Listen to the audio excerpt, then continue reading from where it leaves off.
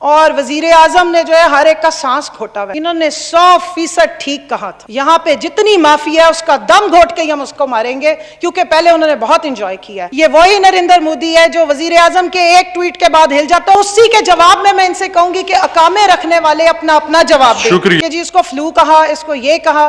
तो बराए मेहरबानी जिस वक्त आपने बुग़्ज़े इमरान में बातें करनी होती तो मुल्क तो आपका भी उतना ही है, जरा ध्यान किया करें। वजीर आजम इमरान खान का अमल और इनके साबिक लीडर साहब के अमल, बातों से कुछ नहीं होता। शौकत खान मेमोरियल हॉस्पिटल वो इस पाकिस्तान की गरीब आवाम के लिए बना था, जिसको सब इम्पॉसिबल कहते थे, उस शख्स ने अपने अमल से करके दिखाया और उसको पॉसिबल करके दिखाया। लेकिन जब उनके बनाए हुए अस्पतालों में मरीज लेके जाए आगे पता चलता ना डॉक्टर है, ना कोई कैपेसिटी है, ना कुछ और है। तो आपने अगर ठेके ले लेके बिल्डिंगें बना दी और उसमें ना डॉक्टर्स और ना कोई और इंतजाम किया तो क्या फायदा उसका। जो हमारे कन्विक्टेड क्रिमिनल साहब हैं उनको भी फिर इलाज कराने के लिए लंदन ही जाना पड़ा, अपने बनाए हुए state of the art hospital में वो इलाज नहीं करा सके। ये अमलियात हैं, ये अमल है। तकरीरें भी बंदा उस वक्त करता अच्छा लगता है जब आपने कोई अमल किया हो, माशाल्लाह बड़ी जबरदस्त। उस हिसाब से तो यहाँ दूध शहद की नहरें बहनी चाहिए थी। पैदा तो वो पहले हुए हैं जिस दौर में इनकी हुकूमतें रही हैं, तो इनसे पूछना था कि यूथ के लिए आपका क्या प्लान था और क्यों आपने उनको फोकस नहीं किया।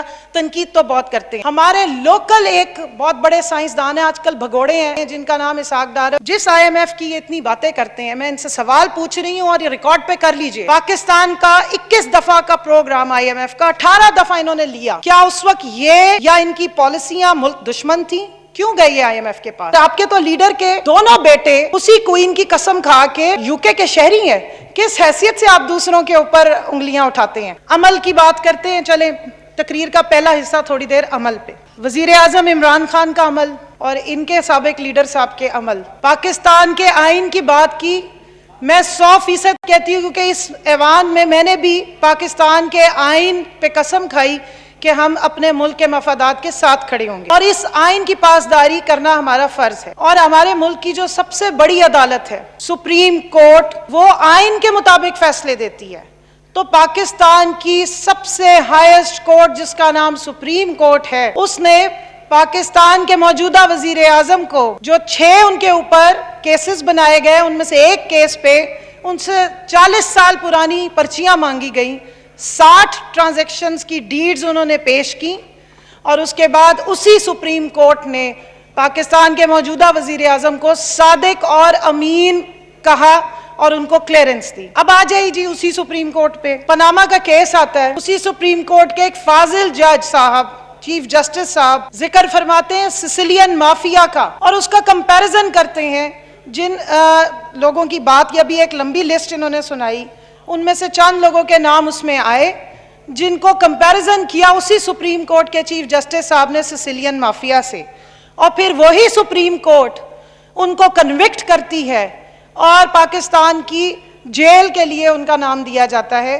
तो अब ये तो सुप्रीम कोर्ट आइन के मुताबिक काम कर रही है, इसमें ना हमने कोई एहतसाब किया है, एहतसाब आइन के मुताबिक सुप्रीम कोर्ट ने किया है। तो वाकई अमल से जिंदगी बनती है, जन्नत भी जहन्नुम भी, बातों से कुछ नहीं होता।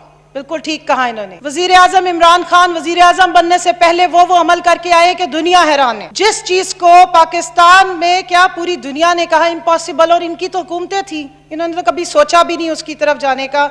शौकत खान मेमोरियल हॉस्पिटल वो इस पाकिस्तान की गरीब आवाम के लिए बना था, जिसको सब इम्पॉसिबल कहते थे, उस शख्स ने अपने अमल से करके दिखाया और उसको पॉसिबल करके दिखाया। और आज पूरी दुनिया की तारीख का वो एक हिस्सा है, स्टेट ऑफ द आर्ट, जिसको अक्सर हमारे जो खादमे आला हैं वो अक्सर कहते हैं स्टेट ऑफ द आर्ट। लेकिन जब उनके बनाए हुए अस्पतालों में मरीज लेके जाए आगे पता चलता ना डॉक्टर है, ना कोई कैपेसिटी है, ना कुछ और है। फॉर इंस्टेंस मेरा ताल्लुक है, मैं हमेशा बताती हूँ और मेरा फर्ज मैं बताती रहूंगी, साउथ पंजाब की तहसील, सबसे पुरानी तहसील, सबसे बड़ी तहसील और सबसे ज्यादा अंडर डेवलप्ड तहसील अहमदपुर शर्किया से, उसके साथ डिस्ट्रिक्ट भावलपुर का सबसे बड़ा हॉस्पिटल जो टर्शरी केयर का लगता है वो BVH हॉस्पिटल है।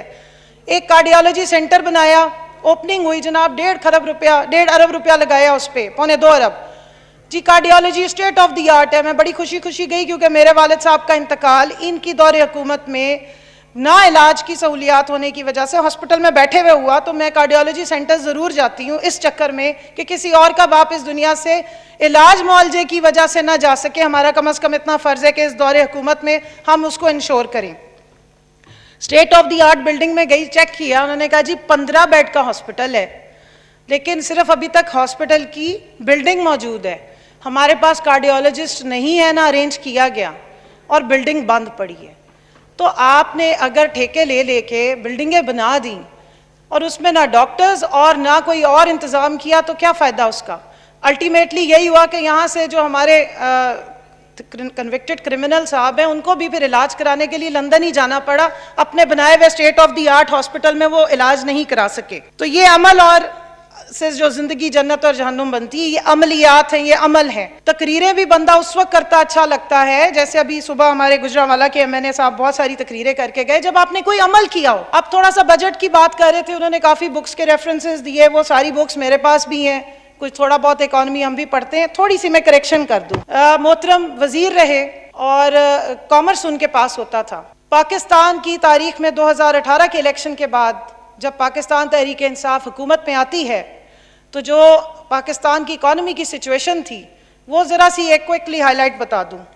30,000 अरब उन्होंने कहा, हमने 31 लिखा, हम उस पर स्टैंड करेंगे। 31,000 अरब जो आपके ऊपर कर्जे, उसके बाद 5.8 ग्रोथ रेट, माशाल्लाह बड़ी ज़बरदस्त। उस हिसाब से तो यहाँ दूध शहद की नहरें बहनी चाहिए थी, यहाँ नौजवानों के पास सबके पास नौकरी होनी चाहिए थी, क्योंकि ये जिन नौजवानों की बात करते हैं वो 2018 में तो पैदा हुए नहीं है, 30-35 साल उनकी उम्र है, कुछ की 17 पाकिस्तान की जो आबादी का 70% है वो हम 15 साल से लेके 35 से 38 साल को काउंट करते हैं। तो जाहिर है वो मेजॉरिटी 2018 में तो नहीं पैदा हुई, पैदा तो वो पहले हुए हैं जिस दौर में इनकी हुकूमतें रही हैं। तो इनसे पूछना था कि यूथ के लिए आपका क्या प्लान था और क्यों आपने उनको फोकस नहीं किया।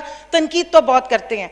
तो आ जाए जी वापस कि हमने क्या इनहेरिट किया। माशाल्लाह import led economy, consumption oriented economy, heated economy, जिसका 5.8 आखिरी साल में इन्होंने दिखाया। और दिखाने की वजह क्या है? बेतहाशा आप इंपोर्ट्स कर रहे हैं, $63 बिलियन इंपोर्ट्स की हैं, इंपोर्ट के उस पर टैक्स लगा रहे हैं।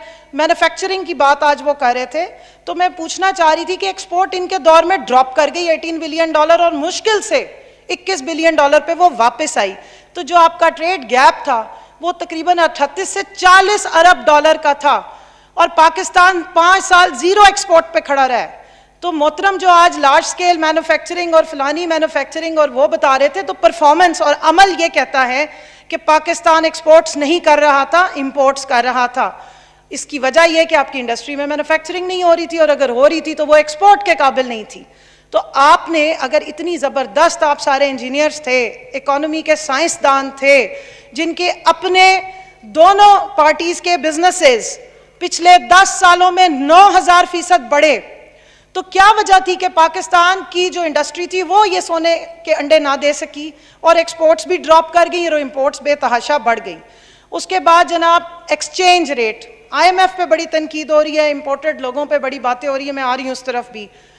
हमारे लोकल एक बहुत बड़े साइंसदान हैं, आजकल भगोड़े हैं और पाकिस्तान की अदालत से भगोड़े हैं, जिनका नाम इसाक डार है। और अभी जो कलीग मेरे बात कर रहे थे उन्होंने उनका नाम जानबूझ के मेंशन नहीं किया। और तफसील थोड़ी सी बता दूं कि पाकिस्तान के वजीर आज़म उस वक्त के जो अगली सीटों पे बैठते हैं, उनके जहाज में बैठ के इसाक डार साहब इस पाकिस्तान से फरार हुए और जिनको कोर्ट्स ने समन जारी किए हुए और मफरूर डिक्लेयर किया हुआ और उनकी प्रॉपर्टीज भी कॉन्फिस्केट करने का ऑर्डर किया था। उनका जिक्र करना ये अक्सर भूल जाते हैं, वो पाकिस्तान की मईशत चलाते रहे हैं। अब जरा देखें हालात क्या है।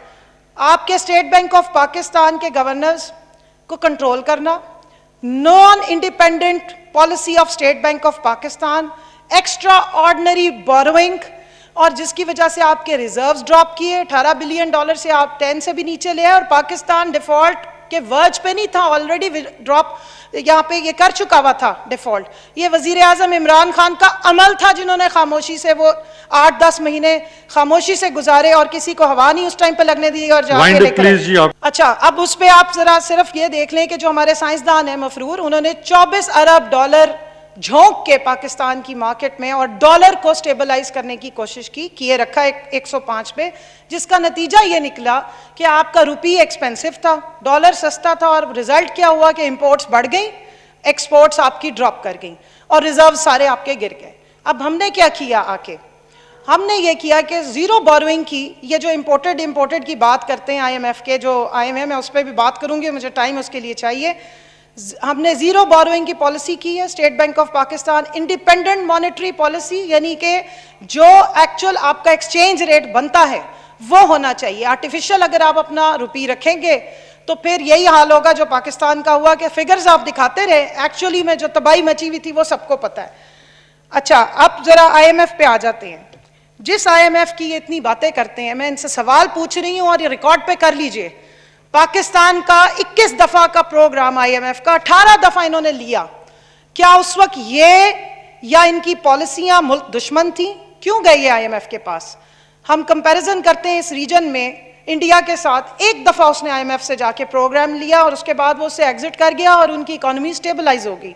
इतने बड़े बड़े साइंसदान, इतने इनके अमल जबरदस्त, इतनी इनको हर चीज का एक्सपीरियंस है। अपनी इंडस्ट्री 1 से 50 पे चली गई।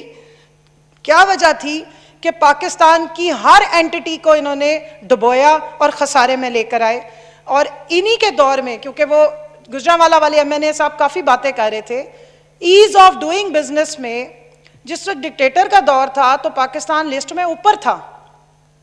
जब उसके बाद एक बहुत बड़ी डेमोक्रेटिक जमात है 45 साल पुरानी, उनका दौर आया तो एकदम और नीचे गए। उसके बाद इनका दौर आता है, जो सारे बिजनेसमैन हैं, अगली सारी लाइन वाले बिजनेसमैन हैं, इनके जो लीडर हैं वो भी बिजनेसमैन हैं, और पाकिस्तान नीचे आ जाता है 146वें नंबर पे। और उसी कॉमर्स मिनिस्ट्री में अब दोबारा जब काम होता है तो 21 महीने नहीं, 16 महीने की हुकूमत 28 स्टेप वापस ईज ऑफ डूइंग बिजनेस में जाती है। एशिया में हम नंबर 1 पे आ जाते हैं ईज ऑफ डूइंग बिजनेस पे, इसलिए कि इसको कहते हैं कॉन्फ्लिक्ट ऑफ इंटरेस्ट। जब वजीर आजम की अपनी इंडस्ट्रीज नहीं होती तो उनका सारा फोकस अवाम के ऊपर होता है। अच्छा, अब ये ओवरसीज पाकिस्तानीज की बड़ी बात कर रही हैं। मैं इनको सिर्फ इतना बता दूं कि डॉक्टर हफीज शेख साहब हो या रजा बाकर साहब हो, पाकिस्तानी ओरिजिन है। आपको फख्र होना चाहिए कि पाकिस्तान से इतने काबिल पढ़े लिखे लोग हैं जिनको बाहर बड़े बड़े इदारे हायर करते हैं, और अगर वो वापस आते हैं अपने मुल्क में कोई काम करने के लिए या कंट्रीब्यूट करने के लिए तो आप उनकी कौमियत पे और उनके आप मुहिब्बे वतन होने पे एतराज उठाते हैं और अब उनको गद्दार कहते हैं। और मैं इनसे सवाल करती हूं कि जब आप इन 99 नामों के नीचे खड़े होकर अंडर ओथ होते हैं तो आप किस हैसियत से पाकिस्तान के डिफेंस के मिनिस्टर होते हुए अकामे रखें बाहर के, और 16 लाख रुपए आप महाना तनख्वाह ले रहे हो, जबकि आपने यहां पर ओथ लिया वो इस ऐवान का। तो आप अपने बारे में तो पहले जवाब दें। और आपके तो लीडर के दोनों बेटे उसी क्वीन की कसम खा के यूके के शहरी हैं, किस हैसियत से आप दूसरों के ऊपर उंगलियां उठाते हैं? तो एक तो बात यह है, और दूसरा आईएमएफ का मैंने पहले बयान किया कि आपने 21 दफा अगर गए थे और आईएमएफ का दरवाजा खटखटाया था और एक भी प्रोग्राम इस तरीके से नहीं चला सके और फिस्कल डिसिप्लिन अपनी इकोनॉमी में नहीं ला सके, इतना डेब्ट खड़ा किया, तो उसकी क्या रीजन थी? आप तो बड़े एक्सपीरियंस्ड हैं। इन्होंने कहा जी, कश्मीर के बारे में सुबह बात हो रही थी और कहा कि यहाँ पे सांस घुट रहा है, और वजीर आजम ने जो है हर एक का सांस घोटा हुआ है। इन्होंने 100% ठीक कहा था। यहाँ पे जितनी माफी है उसका दम घोट के ही हम उसको मारेंगे, क्योंकि पहले उन्होंने बहुत इंजॉय किया है। वजीर आजम इमरान खान की जो हुकूमत है इसमें सब माफिया का दम भी घुटेगा और उनको जाके हिसाब भी देना पड़ेगा, इसलिए कि पाकिस्तान में अब करप्शन और सियासत साथ साथ नहीं चल सकती है। जहां तक कश्मीर की इन्होंने बात की, मैं सिर्फ सवाल पूछूंगी और मैं डॉक्यूमेंटेड है, ऑन रिकॉर्ड है, और अभी ये पिछले दिनों भी ये बात उठी थी जब इंटरनेशनल कोर्ट ऑफ जस्टिस में साबिक वजीर आजम मोहतरम नवाज शरीफ साहब की स्टेटमेंट्स पाकिस्तान के खिलाफ चलाई गई कि जब उन्होंने मुंबई अटैक्स मान लिया कि पाकिस्तान की सरजमीन से जो है वो टेररिज्म हुई, उसके बारे में आप क्या जवाब देंगे? उसको आप किस कैटेगरी में डालेंगे कि इस किस्म के बयानात देने बनते हैं?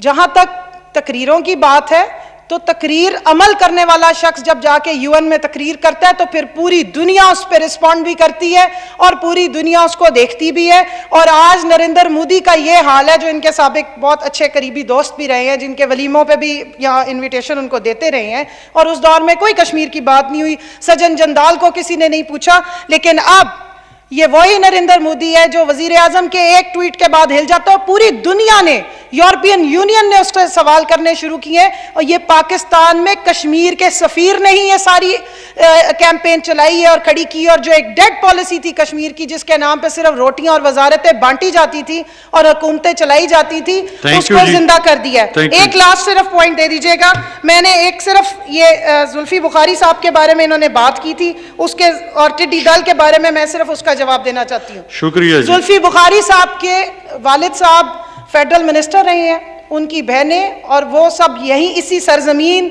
के बाशिंदे भी हैं और इस धरती के वो बेटे हैं।